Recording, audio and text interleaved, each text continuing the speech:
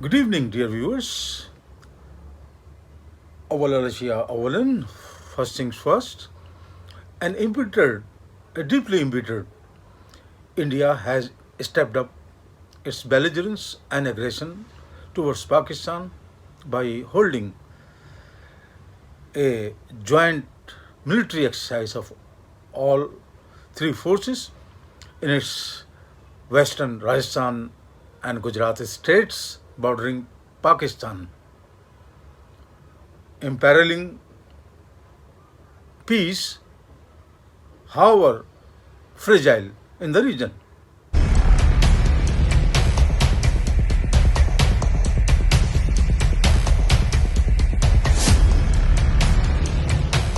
India has announced a massive tri-services military exercise along the Pakistan border. It's named Exercise Trishul. The drill starting October 30th will bring together the Army, Navy and the Air Force to showcase India's joint operational strength, self-reliance and innovation, the core pillars of Prime Minister Narendra Modi's Jai vision for the armed forces.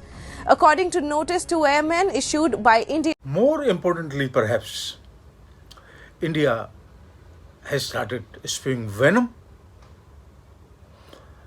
against China, its leadership, President Xi, PLA, and the Communist Party of China through a sinister campaign, anti-China propaganda campaign, which is being led by one of its former army officers, Major General G.D. Bakshi, retired. There have been a lot of speculations in the media about turbulence in China. We had the fourth plenary session of the Chinese Communist Party, which was supposed to decide the fate of Xi Jinping. There were lots of rumors flying around that there is serious problems in the PLA, there is serious problem in the Chinese Communist Party, and that in this plenary session, fourth plenary session, we may find the exit of Xi Jinping. Viewers, it may be recalled that it was in May this year that the same former army officer, Major General G.D. Bakshi, retired, along with Arnab Goswami, who is the most prominent face of the Godi media, was insulted and humiliated for his lack of understanding of history, general history or war history, and geopolitics by a Chinese expert. Well, thank you very much for having me. First of all, I listened very carefully to what the Excellency the General had to say. Couple of points to start with. China acquired Xinjiang before the time of Jesus Christ. So, read history first, General. And secondly, Tibet became part of China about 800 years ago. Again, read about history. When you talk about invasion of Tibet, it's not done by China. China and Tibet became one country about 800 years ago. That's the basic historical facts you need to study. I know you studied the military, but studying military without historical context will not make you a great military leader. That's the first point.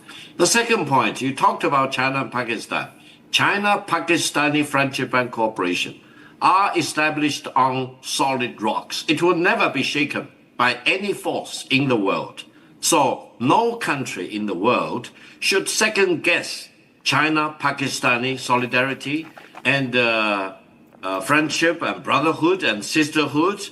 And such brotherhood and sisterhood did not just start in May 2025. It started quite a few decades ago. The Pakistani side and the Chinese side jointly produced the military planes, and the Pakistani side has the full benefit of all the military advances that China has made over the decades. So don't pretend to be surprised if China and Pakistan closely cooperate in defending the legitimate of Pakistan, in defending its sovereignty and territorial integrity. Now, you talked about terrorism. I personally condemn terrorism of all colors and shapes and forms. And we need to deal with the fundamental reasons for terrorism. But whenever there is a terrorist attack, you cannot just jump the gun and jump to the conclusion that accusing a certain other country as sponsoring the terrorist attack. Let's deal with the terrorist attacks as they are and get to the bottom of that by exhausting all investigation and inquiry before you will be justified. Yes, the whole world knows that the country that lost the war was not Pakistan. I'm Sarfraz Ahmed, based in Karachi, Pakistan. Many Zabu Sarfraz Ahmed, Yavudiyate Gazeta, Karachi, Pakistan. I'm a student of Indology, Sovietology, Semitic languages, and Middle Eastern studies. Thank you for watching this video.